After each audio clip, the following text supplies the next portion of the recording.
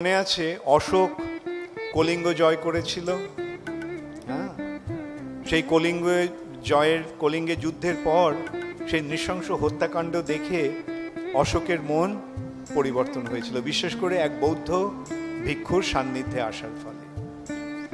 তখন অশোক বৌদ্ধ ধর্ম গ্রহণ করলেন এবং তিনি তখন সারা ভারত জুড়েই কেবল নয়, তিনি পৃথিবীর বিভিন্ন প্রান্তে, যেমন সিংহলে, চীন দেশে, জাপানে ইত্যাদি সমস্ত দেশে তার বৌদ্ধ প্রতিনিধিদের পাঠালেন সেই বৌদ্ধ ধর্ম প্রচার করার জন্য। তখন প্রকৃতপক্ষে ভারতবর্ষে হিন্দু ধর্ম প্রায় লোপ পেয়ে গিয়েছিল বৌদ্ধ ধর্মের প্রচারের ফলে। এই বৌদ্ধ ধর্মের প্রচারের ফলে তখন তারা কি করেছিল, ওই জগন্নাথ মন্দিরকে বুদ্ধ মন্দিরে পরিণত করেছিল।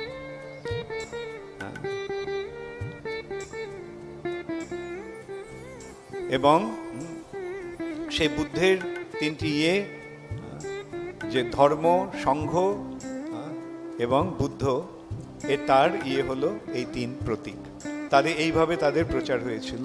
আপনারা যদি ইতিহাস পর্যালোচনা করেন তখন এটা দেখতে পাবেন যে অনেকের মতে এই জগন্নাথ হচ্ছে বৌদ্ধ দেবতা, বৌদ্ধদের দেবতা।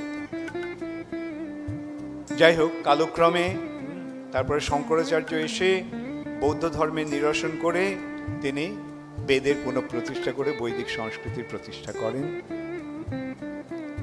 এখন এই যে জগন্নাথ, বলদেব এবং সুভদ্রা, এই যে জগন্নাথ যে কৃষ্ণ, সে সম্বন্ধে কারো মনে কোনো সংশয় আছে কি? কে কে মনে করেন যে জগন্নাথই কৃষ্ণই হচ্ছেন জগন্নাথ? এটা সহজেই আমরা বুঝতে পারি। বলরাম যখন রয়েছে, সুভদ্রা যখন রয়েছে, তাহলে এই ব্যক্তিটি কে? জগন্নাথ কৃষ্ণই হচ্ছেন জগন্নাথ। এখন কেন কৃষ্ণ এই রূপ গ্রহণ করলেন? তার কারণ হচ্ছে কৃষ্ণ বৃন্দাবন থেকে কংসের নিমন্ত্রণে মথুরায় গিয়েছিল। কংসের উদ্দেশ্য ছিল কৃষ্ণকে মথুরায় এনে মেরে ফেলবে। বৃন্দাবনে তার সঙ্গীদের পাঠিয়ে মারতে পারছে না, একের পর এক তার সমস্ত অসুর সঙ্গীদের মৃত্যু হয়ে যাচ্ছে। তখন কংস ঠিক করেছিল, তাহলে ওখানে তো একা এক একজনকে পাঠিয়ে ওকে মারা যাচ্ছে না, তাহলে ওকে মথুরায় নিয়ে এসে তারপরে সকলে মিলে মেরে ফেলবো। এইটাই হচ্ছে অসুরের মনোভাব, যে ভগবানকে মেরে ফেলবো। ভগবান নেই, মানে মূল কথা হচ্ছে ভগবান নেই।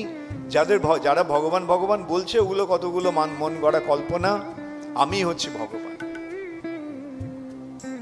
এইটি নাস্তিকদের মতবাদ নয় কি? নাস্তিকদের মনোভাবটা কি? ভগবান নেই, যদি ভগবান থেকে থাকে আমি ভগবান। হ্যাঁ, তো এইভাবে অসুরদের কাজ হচ্ছে ভগবানকে অস্বীকারই কেবল করা নয়, ভগবানকে মেরে ফেলা। কিন্তু ভগবানকে কেউ মারতে পারে? ভগবান, সেই জন্যই ভগবানের আরেকটি নাম হচ্ছে অজয়। যাকে জয় করা যায় না, কেউ তাকে জয় করতে পারে।